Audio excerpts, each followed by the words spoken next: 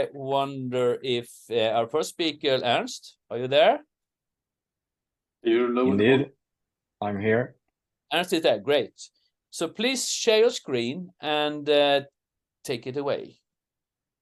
All right, sharing. Great. Are we good? Yeah, good to go. Yes, perfect. Okay. Yeah, so thanks, Magnus. Thanks a lot for being here. So let's get started with ReOrbit. So it turns out we're pretty good at networking here on ground. Cars are connected, phones are connected, lights. I mean, even my dog is connected through an AirTag. Everything is interoperable, internet is everywhere, but that's not at all the case in space. In space, satellites basically advanced computers orbiting in the very harsh airless environment are isolated, rigid, one-purpose objectives. They're more or less like phones were before becoming smartphones as we know them today. Our mission at ReOrbit is to enable the next generation of space connectivity, basically to create systems that can network in space and be integrated with the ground networks as we know them. So my name is Ernst Wehtje. I'm head of institutional sales. It means that I work with product development and these kind of funding programs in Europe and nationally. We are a kind of newer innovative space company with headquarters in Helsinki, offices in Stockholm, and in Bariloche in South America. So before moving into exactly what we do, let's take a little step back to look at the SATCOM backbone. SATCOM is not new, and I think it has grown into an ever more important backbone of our society. Obviously, everything started with Sputnik 1, the first satellite orbiting Earth successfully, sending signals back to ground, sort of a SATCOM scenario. Early on, the benefits of broadcasting from GeoOrbit were realized. The global coverage that it provides naturally in the long distance in GeoOrbit, which today is still a very big market, of course.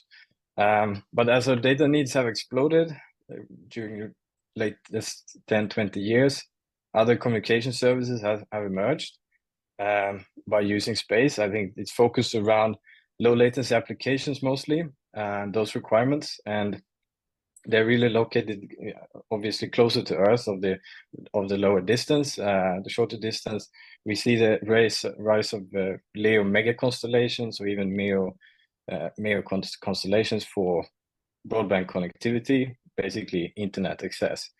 But still, none of these satellites are networked in space, truly networked. And that is solved by connecting the satellites. There is a sort of growing technology that's called optical space communications.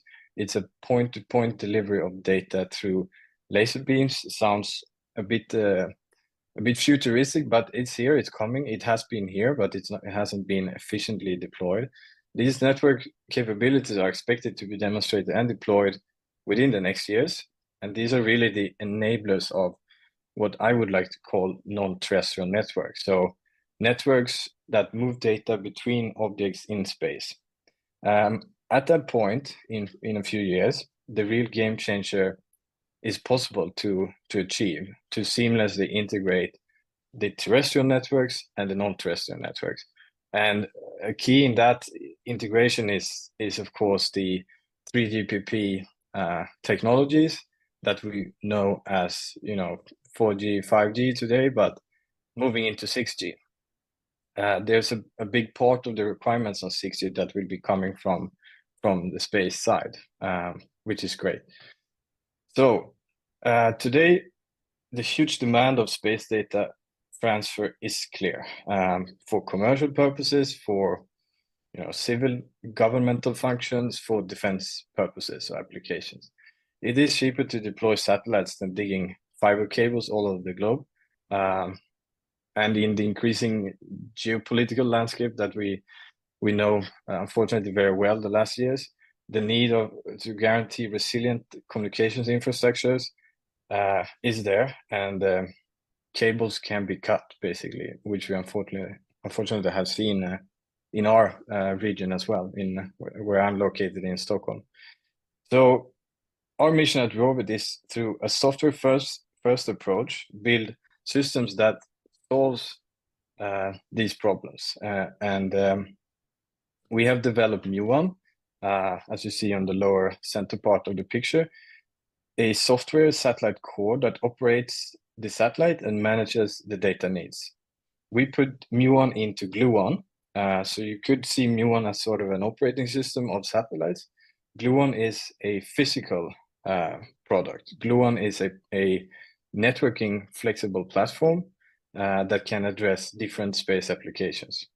And lastly, on the top right, trying to visualize the most recent product of ours, we have identified a quite interesting emerging market segment of small and flexible geosatellites. We call it the small satcom.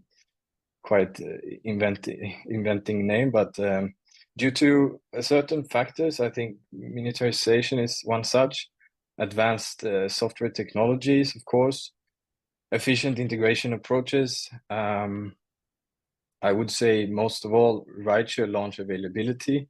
There's almost a monopoly on access to space, and that has dropped significantly in cost. That is a key factor for this market entry for us. We thereby uniquely provide this kind of affordable GeoSatcom for, let's say, gap filling purposes, where there's not enough demand to put these huge monstrous traditional geos, or regional dedicated use that can be for a smaller nation, for example, or for a smaller region that wants to own and operate its own infrastructure. So looking one level further into the small satcom, they have fridge-sized, quite powerful and smart satellite for, again, the commercial operators to integrate into their existing fleet, or if it's an emerging operator, for civil services, providing broadcast or these kind of functions to people in a country, connecting villages in rural areas, for example, or for defense connectivity to have its own capacity, owning its capacity and guaranteeing the connectivity for troops or for vehicles within an army. It's designed to embark payloads ranging from UHF spectrum all the way to the higher frequencies of QV bands, where we see the most recent developments on payload side. With this kind of solution, we can efficiently deploy SATCOM for existing solutions and new applications. We could connect the systems in space. We can provide systems that facilitate then the integration with those terrestrial networks, as I touched upon in the slides before. I think overall we're moving into a new era of communications, of connectivity, where space definitely plays a major role. There are certain data routes that is more efficient to address through space than through ground systems, either purely from a cost perspective or from security perspectives. So I think that's a brief overview of ReOrbit. I would like to share a brief overview of how we address SATCOM and a bit of how we see things moving forward. So thanks for listening in, and I'm happy to have questions or open the floor to discussions, basically. Great. Thank you so much, Ernst. It's always great to listen to what you guys are doing at ReOrbit. I think we're opening the chat for questions if you have any, but I don't see any right now. I have a question for you. Can you just briefly explain the stage of your company where you're in? So we are a couple of years old. We're in product development phase, moving into product delivery. So we have a couple of customers on commercial side. We work with a few quite advanced development programs, and we have addressed the governmental side. So as a company, I would say that we are demonstrating our technology in the next year in space, and we are moving from a design phase into a delivery phase. So it's a new challenge in a way. We are growing the team by every day. We are today around 50 people.